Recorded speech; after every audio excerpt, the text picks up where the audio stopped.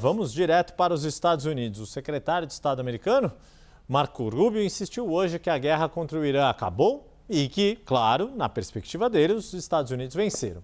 De acordo com Marco Rubio, a operação militar chegou ao fim, porque não há mais ataques dentro do território iraniano. Enquanto isso, as ofensivas prosseguem no Estreito de Hormuz e no Golfo Pérsico.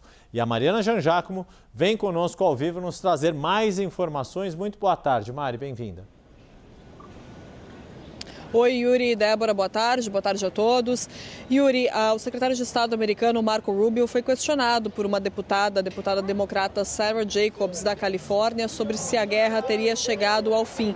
E ele disse que a operação militar Fúria Épica, Rubio não chama o conflito de guerra, ele usa a operação militar, ao contrário do que faz Donald Trump, ao contrário do que fazem outras lideranças dos Estados Unidos. E ele disse que então a operação militar acabou sim. E a deputada perguntou, mas quem ganhou então a guerra? E ele disse que foram os Estados Unidos, porque os Estados Unidos prejudicaram muito as capacidades militares do Irã. Então, por isso, os Estados Unidos definem a vitória e definem quem ganharam, ou seja, definem quem ganhou e dizem que são eles mesmos. E a deputada seguiu questionando e criticando esse posicionamento de Rubio, dizendo que o povo americano não vai ser enganado, que o povo sabe que essa guerra continua. Agora, o que a gente tem de fatos? Quais são os fatos, né, Yuri e Débora, para a gente entender? Porque narrativas a gente tem muitas, de vários lados, e se contradizendo o tempo todo, desde que essa guerra começou. Fato é que há um cessar-fogo extremamente frágil em vigor, com ataques acontecendo, e ataques de ambos os lados. Os Estados Unidos mesmo divulgaram uma série de ataques agora recentes, chamaram de ataques defensivos contra o sul ali do Irã, dizendo que são ataques contra lançadores de mísseis, contra outras instalações desse tipo. O Irã atacou o Kuwait. O ataque chegou a atingir o aeroporto do Kuwait, ferindo dezenas de pessoas e deixando pelo menos uma pessoa morta.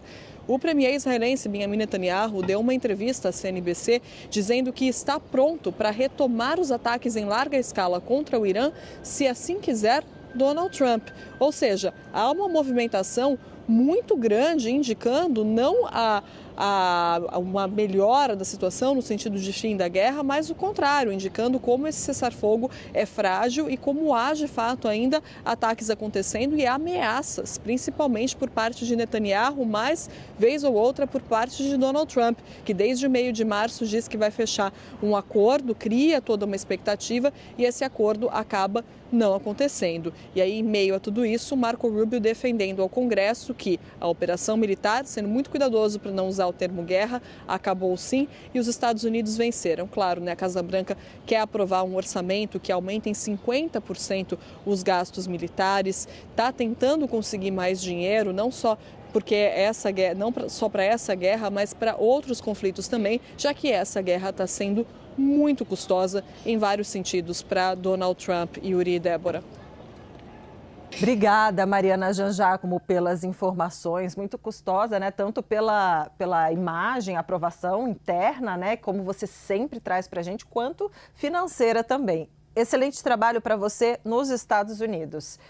E teve manifestação importante do presidente dos Estados Unidos, Donald Trump, porque ele admitiu que teve uma discussão acalorada com o premier de Israel, Benjamin Netanyahu.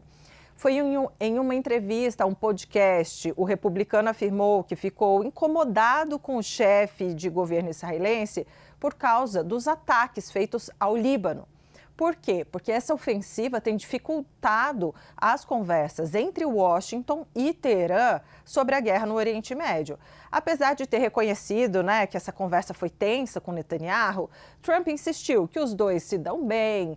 E na mesma entrevista, o presidente americano também afirmou que o Irã já concordou em não ter uma arma nuclear e que ele e o Ayatollah vão se encontrar em algum momento, Yuri.